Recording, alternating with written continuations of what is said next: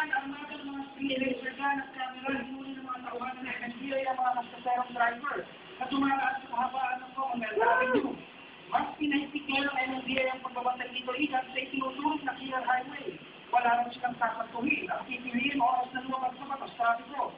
Katunayan minsan maging ang ban ng GMA Network hindi nakalista. 60 kilometers per hour lang ang sinakang limit dito pero pumano raw sa 65 kilometers ang natakbo nito. Asahan raw araw-araw ng operasyon ng MMDA na sa mga matuloy pagpatakbo. May alam ko na yung takap na. Alam ko na yung takap na.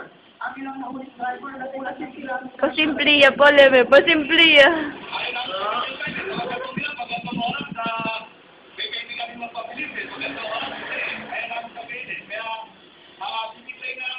Sige.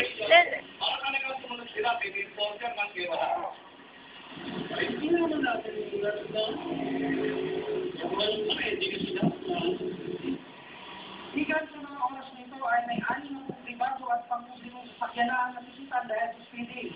Kahapon manigan umabot sa mahigit 100 ang nahuli ng MMDA.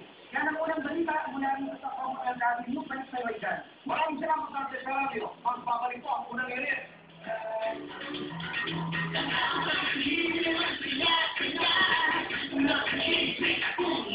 Mas masarap ang inyong gising kasama ang unang hirit pangkala at Nestle Philippines.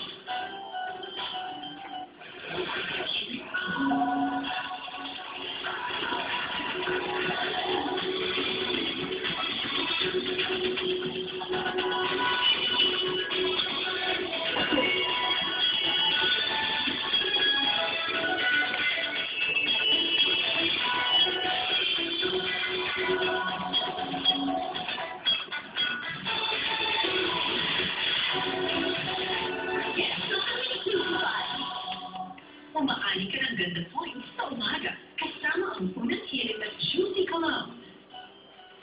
For sore throat